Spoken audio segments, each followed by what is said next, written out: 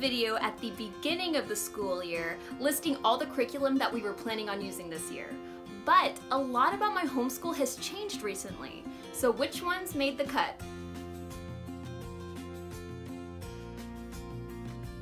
Hi, I'm Jenny with Kids Learning for Life, and welcome to my mid-year curriculum update. Woo! We made it! Halfway through the school year. I'm so pumped. This year, if you saw my previous video about big changes to my homeschool, now I am homeschooling independently instead of through a charter. So that's just created kind of new challenges and new changes for my homeschool. So I wanted to update you and let you know which curriculum I'm still using and which new ones I've incorporated.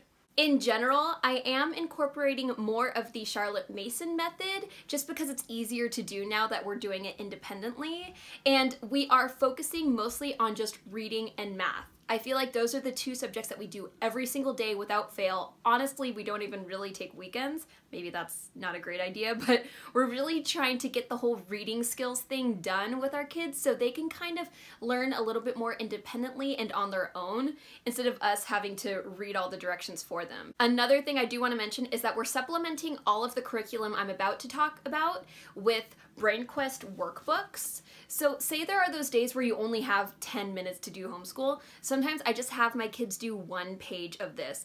This has all sorts of different subjects in it so that you can just kind of flip to a page and you know it's something that's important for them to learn. They even have skills such as learning money and telling time. So that's just one suggestion I have if you're just feeling like you cannot fit in an actual curriculum every single day. Okay. So let's start with language arts. We are still using Explode the Code pretty much every single day. This provides phonics and handwriting practice for my kids, so that's why I like it. It's simple. They can basically do it on their own without much help. So my younger daughter is in book 2 and my older daughter is in book 3, but honestly I could probably move them up if I needed to. I think it's just good for them to have something a little bit remedial every single day that helps with their phonics skills and handwriting, because right now handwriting is a big one too. Explode the Code is still a big staple. I mentioned it in my last video and it's still going on now. Now I know in my last video I was super duper excited for Lightning Literature, which I am still very excited about it. But the thing I noticed after doing more and more chapters was I didn't feel like my older daughter was really progressing in the way that I wanted her to, and I felt like the lessons were just kind of advanced. They were expecting her to be able to write sentences or paragraphs, and for a lot of it, you know, I was just writing in the answer with a highlighter and then she would trace over it, but I didn't feel like she was really getting a good grasp on writing or reading during those lessons. So I have actually started implementing All About Reading. Stacey recently did a curriculum review about All About Reading. She swears by it. I've heard other homeschoolers in my area just say so many good things about it, so took the plunge. Now I'm homeschooling independently, so I pay out of pocket for curriculum, but I paid for the whole level 1 set. I'm probably gonna have to get level 2 soon since my older daughter is probably closer to that point. And I haven't fully implemented it yet, to be completely honest. It's a little daunting because there's all these little things you have to get set up, like the flashcards and the magnets. So I haven't done it with my kids yet. I just got it in the mail, but I got all of those just different items all set up so that we're ready to go probably tomorrow, honestly. So I'm really excited about this. I think it'll make a really big difference, and I just want to hit reading hard. Like I was saying, reading is really important, and I just cannot wait until my kids can read on their own. So that is language arts. Now let's move on to social studies. We were using religiously Story of the World every single week, a few times a week, doing a chapter of Story of the World, doing map work, doing the coloring pages because my kids are still pretty young.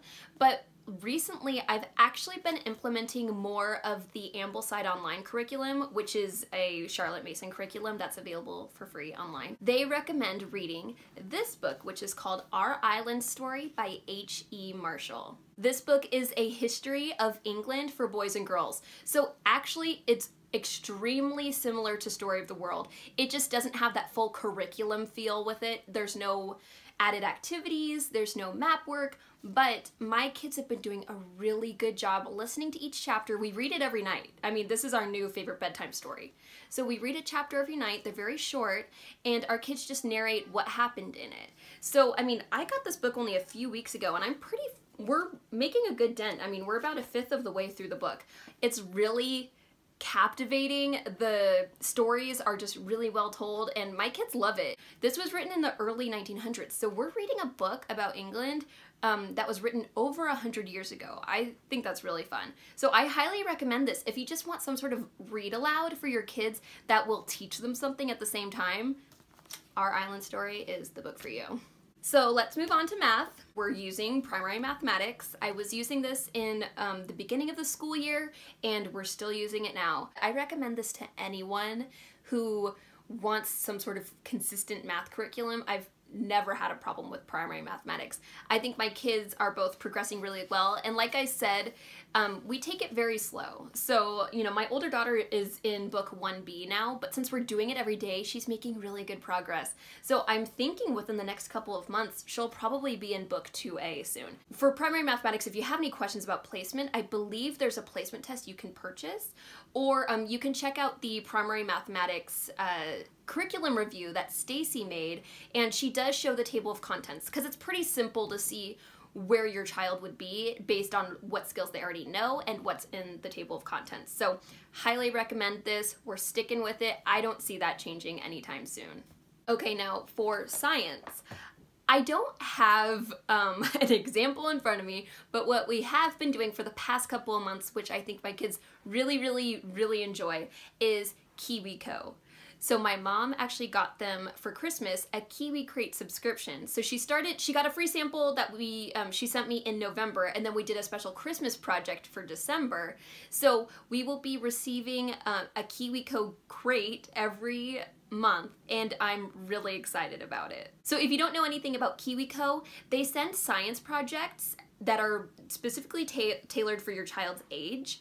And they send it every month in the mail. It comes with a really cool booklet of information about what your child is learning. It has pictures, it has vocabulary terms, and then there's a really fun activity to go along with it every month. So for example, their Christmas lesson was actually a chemistry lesson. So they created a Christmas tree, and then it grew crystals on it based on the chemicals that were in the solution that the Christmas tree was basically sitting in.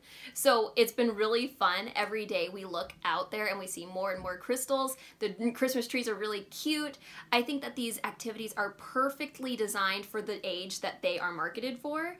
And because my kids are 5 and 6, and so they've been getting the one that's for ages 5 and up. And it's perfect. Absolutely recommend.